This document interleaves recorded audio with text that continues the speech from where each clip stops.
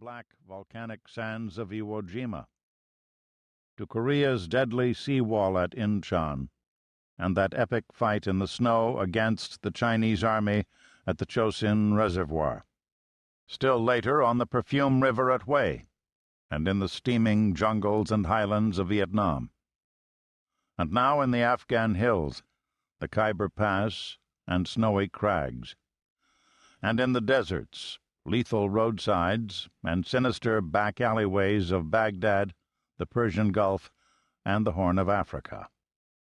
Marine uniform trousers are decorated with a vertical crimson stripe symbolic of marine blood shed by officers and NCOs in the Mexican War.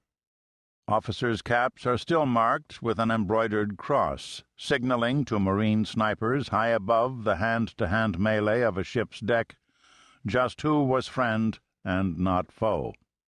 It was in October 1859 that a detachment of 86 Marines, under Colonel Robert E. Lee and Captain Jeb Stuart, stormed the arsenal at Harper's Ferry to capture abolitionist John Brown and his men, ominously foreshadowing by nearly 2 years the outbreak of Civil War hostilities at Fort Sumter. But why do Marines do these things? Why do we fight? And just why fight so well? Are we simply mercenaries, 15th century Italian condottieri 500 years out of sync? At a time when people are fed up with war, you may ask if anyone really cares why soldiers answer the call. It's not as if we were important, the skeptic remarks. Not as if we were the serious men who run hedge funds. I've confronted such questions for a long time, from the first firefight I was ever in, up in the mountains of North Korea in 1951, and been pondering the answers since. A couple of years ago, following a reporting assignment's return to North Korea, out on a promotional book tour about my trip, I was doing the talk shows, visiting Marine bases, delivering lectures, all this as Afghanistan smoldered and Iraq lapsed from quagmire into religious war.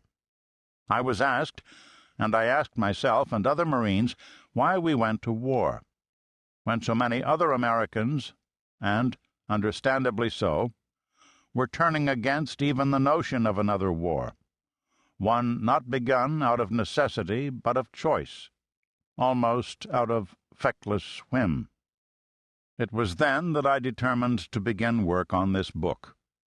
In its pages, in their own spoken or written words, emotional or chill, inspiring, often brutal, 100 fighting Marines talk about their own wars, good and bad, about how they came to be Marines, about their own combat, delineating the small details that flesh out every man's adventure, how each of us felt and fought, and trying to explain why a sane man would risk his life in an unpopular war that sensible people at home had turned against or half forgotten. What makes a good soldier go in harm's way not in the national interest or for the country's very existence, but for some cobbled-up, second-rate cause? Maybe, like Tom Wolfe's astronauts, we just had the right stuff. But whence it came, how sustained and directed, those questions hang there. Colonel John W. Thomason, Jr., tried following World War I to define the Marines of 1918, of his time. They were the old breed of American regular, regarding the service as home and war as an occupation. The men in this book are in varying degree heroic figures, many of them anonymous grunts, others celebrated, a few household names. But they have this one thing in common. They all fought this country's enemies as United States Marines in American wars, and are uniquely qualified to answer my impertinent question, why do Marines fight?